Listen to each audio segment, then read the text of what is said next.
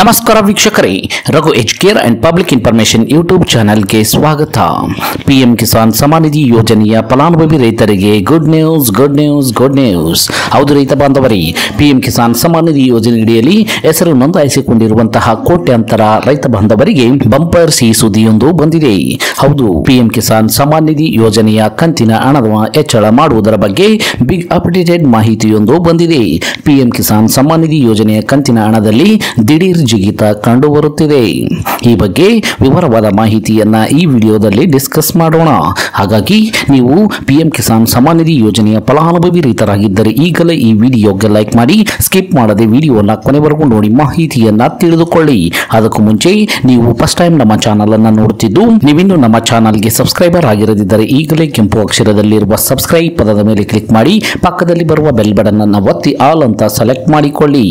ಹೌದು ರೈತ ಬಾಂಧವರೇ, ಪಿಎಂ ಕಿಸಾನ್ ಸಮ್ಮಾನ್ ನಿಧಿ ಯೋಜನೆಯು ಕೇಂದ್ರ ಸರ್ಕಾರದ ಅತ್ಯಂತ ಮಹತ್ವಾಕಾಂಕ್ಷಿ ಯೋಜನೆಯಾಗಿದೆ.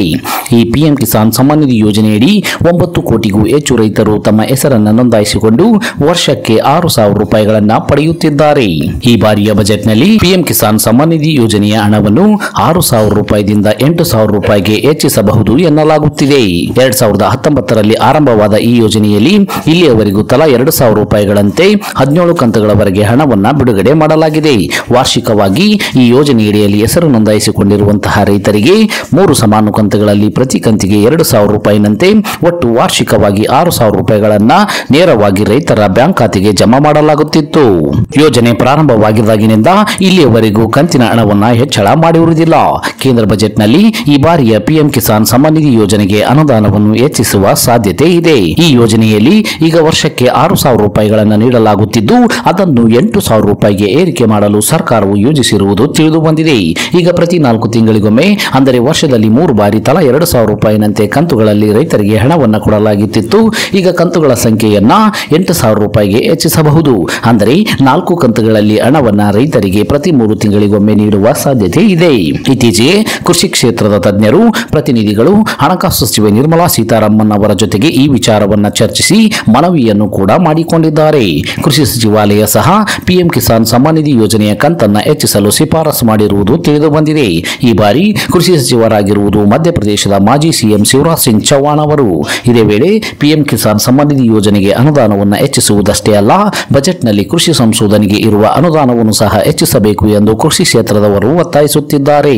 ಹೀಗಾಗಿ ರೈತರಿಗೆ ಪಿಎಂ ಕಿಸಾನ್ ಸಮ್ಮಾನ್ ನಿಧಿ ಯೋಜನೆಯ ಕಂತಿನ ಹಣ ಹೆಚ್ಚಳವಾಗುವ ಸಾಧ್ಯತೆ ನಿಚ್ಚಳವಾಗಿದೆ.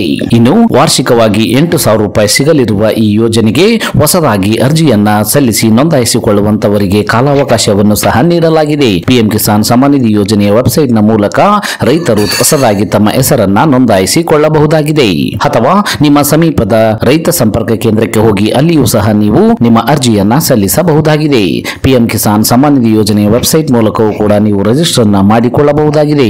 ಅದಕ್ಕಾಗಿ ನೀವು ಪಿಎಂ ಕಿಸಾನ್ ಸಮ್ಮಾನ್ ನಿಧಿ ಯೋಜನೆಯ ಅಧಿಕೃತ ವೆಬ್ಸೈಟ್ಗೆ ಭೇಟಿ ನೀಡಬೇಕು. ಅಲ್ಲಿ ಮುಖಪುಟದಲ್ಲಿ ಫಾರ್ಮರ್ಸ್ ಕಾರ್ನಲ್ಲಿ ಕಂಡುಬರುವಂತಹ ನ್ಯೂ ಫಾರ್ಮರ್ ರಿಜಿಸ್ಟ್ರೇಷನ್ ಅನ್ನುವಂತಹ ಆಯ್ಕೆ ಮೇಲೆ ಕ್ಲಿಕ್ ಮಾಡಬೇಕು. ನಂತರ ನಿಮ್ಮ ಮೊಬೈಲ್ ನಂಬರ್, ಆಧಾರ್ ಸಂಖ್ಯೆಯನ್ನ ನಮೂದಿಸಬೇಕು. ನಿಮ್ಮ ರಾಜ್ಯವನ್ನ ಆಯ್ಕೆ ಮಾಡಿ ನಂತರ OTPಯನ್ನ ಪಡೆದು ಮುಂದುವರಿಯಬೇಕು. ಇಲ್ಲಿ ನೀವು ಯೋಜನೆಗೆ ನೋಂದಾಯಿಸಿಕೊಂಡಲ್ಲಿ ನಿಮ್ಮ ಹೆಸರು, ಪಹಣಿಯ ಪ್ರತಿ, ಭೂಮಿಯ ವಿವರ ಇತ್ಯಾದಿಗಳ ದಾಖಲೆಗಳನ್ನು ಒದಗಿಸಬೇಕಾಗುತ್ತದೆ. ನಂತರ ನೀವು ಸೇವ್ ಮಾಡಿ ಅಕ್ನಾಲಜ್ಮೆಂಟ್ ಅನ್ನ ಪಡೆದುಕೊಳ್ಳಬಹುದಾಗಿದೆ. ಇದಿಷ್ಟು ಇವತ್ತಿನ ಪ್ರಮುಖ ಮಾಹಿತಿಯಾಗಿದ್ದು ಆದಷ್ಟು ಈ ಮಾಹಿತಿಯನ್ನ ಎಲ್ಲ ರೈತ ಬಾಂಧವರಿಗೆ ತಲುಪಲು ತಪ್ಪದೆ ಶೇರ್ ಮಾಡಿ. ಈ ವಿಡಿಯೋವನ್ನು ಕೊನೆವರೆಗೂ ನೋಡಿದ್ದಕ್ಕೆ ಧನ್ಯವಾದಗಳು. Thanks for watching this video. Please subscribe for more videos. If you like this video, click the like buttons and give your comments.